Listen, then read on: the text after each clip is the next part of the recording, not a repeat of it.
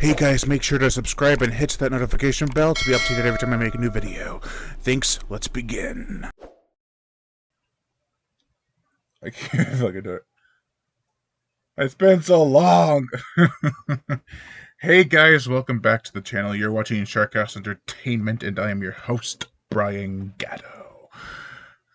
Nothing sadder than a single man going to see Hard Eyes. But I guess I can't say that, because I am sure a lot of single guys went to go see Hard Eyes just for the very fact that it's a slasher movie set around a holiday, nevertheless. So yes, I saw Heart Eyes last night. Yeah, there's been a lot of positive buzz about this film, and I'm amongst them. I think this film does a lot of right, and there are some things I wish got explored a little bit more. But other than that, had a blast with this movie. I'll say this right off the bat, it's definitely more of a rom-com horror slasher. It's a romance first, comedy second, or it could be interchangeable with that, but horror and slasher are coming a bit before. So it's not like the straight up dark slasher people may be expecting, but that doesn't detract from it being an entertaining film. It brought me back to those days of 80s slashers where, I mean, it's definitely a Scream-like slasher, but this has really likable characters. I know that a lot of people are saying that some of them are more than some of them. A couple of them are kind of snooty and bitchy, but I think that's kind of the point. You want to have this character growth, and people just look at it as like, well, they're mean off the bat, so that just makes them mean for the entire film. There's nothing that can redeem them. Bullcrap. And I find that endearing. I like the characters, which a lot of the 80s slashers had those likable characters. They're just out to have a good time. Even if some of them don't want to have a good time, they end up having a good time. Still, definitely know that going in. Rom-com slasher horror, or horror slasher, or com-rom. However you want to look at it. You're just too good to be true. The film does have, like, its modern influence. Like, the main actress, her character works at, like, this advertising firm filled with preppy, ruthless douchebags. It felt too flavorful of the modern culture, and I didn't really care for that. That being said, it is a 21st century slasher. I'm gonna have to try to get used to that kind of shit. But I also think that back in the 80s, there were preppy-ass douchebags too. So you can't just say, oh, well, this is just a modern thing, and no one's gonna really like this in 20, 30 years. Some characters were douchey in the 80s, and some were even redeemable and likable. Even if they weren't redeemable, they could have been likable because they were just so over the top. But I do think the film has its strengths. It doesn't focus on the job of the advertising too long.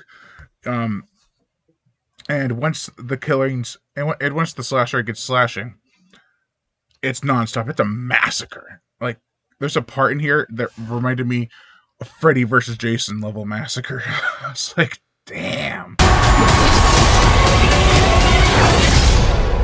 There must have been 4, 5, 6 deaths, and one scene. It was beautiful. I loved it, and it didn't have the egg cartons in the chest of when they died. I used to call them egg cartons. I know they're like squib packs or something that just sprayed out blood when they got cut open. But there were still some splatter, some good kills. I also, the movie started. All Stars Amazed came on, and I was like, right into it. I love that song. But also, the opening is cringeworthy romantic. But that doesn't stop our killer from doing his thing and royally messing these people up. It's like 4 kills in the opening scene. It's beautiful. It's a big bloodbath. Not the goriest slasher, but there are some highlights. Crotch invasion. Oral evisceration. Oh man. There's one scene. One of the main reasons I recommend seeing this in theaters, not only to support slasher films, is the van scene. The van scene is hilarious because you can hear making out in the background, with the characters having this deep intellectual conversation about each other, and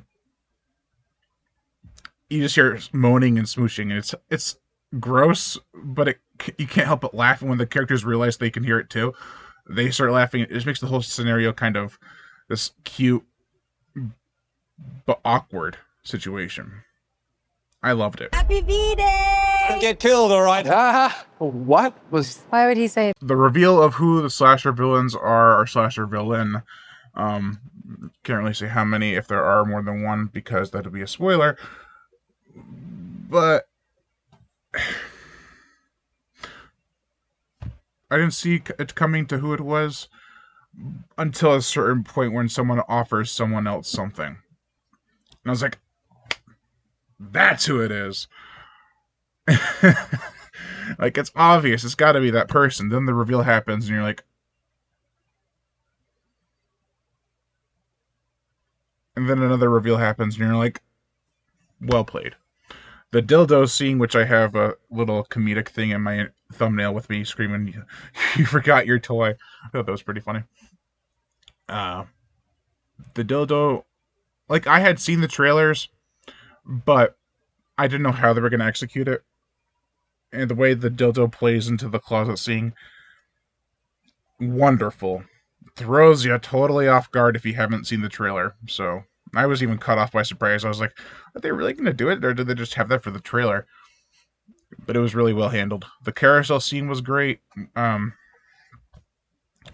actors and acting was great. I know that, what's his name? The main lead, the main male lead, is in Scream 5 and 6, and he's actually pretty good in the film. He's a lot better here than he was in Scream 5. He was a little better in Scream 6, and this one I feel he's a lot better. I think Olivia Holt, I might be wrong. I think the main actress, the main lead actress, is also very good. I didn't think I was going to like her from the trailers. Then I didn't think I was going to like her as the movie started and kept on going, but then as the movie went on, I really enjoyed her a lot more. Her friend, hilarious. I was kind of worried. I was like, don't end her. I think she's a funny character.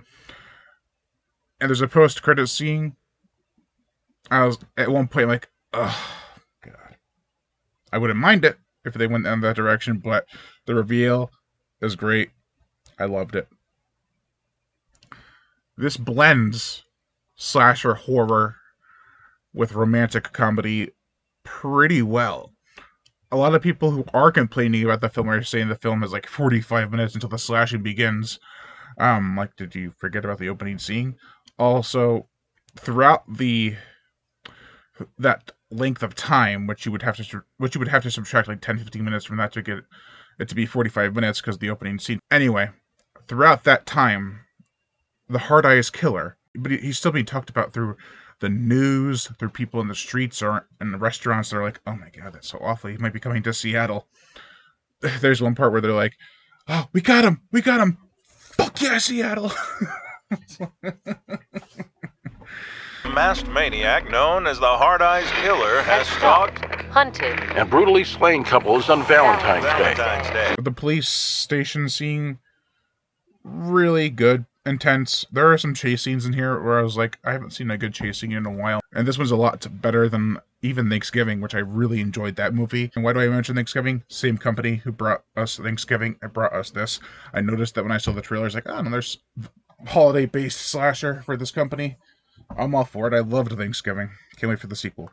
This one handles it very well.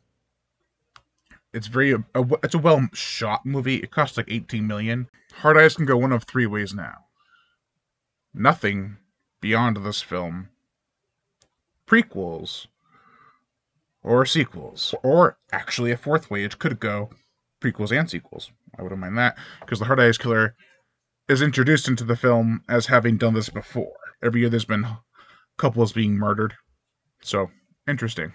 Before I forget, check out Wilson Cleveland's retro trailer for Hard Eyes. I'll leave a link to it in the description below. It's like a throwback to My Bloody Valentine from the 80s in the style of Hard Eyes, or Hard Eyes in the style of that film. brilliantly done. He's done really good trailers. He did one for X. There was like the Texas Chainsaw Massacre, which was just a beautifully done trailer. Definitely check out his channel.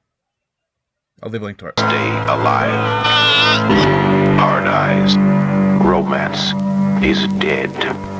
Rated R. That's going to do it for this video, guys. You've been watching Sharkhouse Entertainment, and I've been your host, Brian Gatto. Make sure to like, comment on, as well as share this video. Like my Facebook fan page and support me on Patreon. Also, hit that notification bell to be notified every time I make a new video. And as always, can I do it with 2 hands? That is not Hard Eyes. Ah, I did it. Heart. Is that a heart? Does that... Can I... Good enough. Subscribe.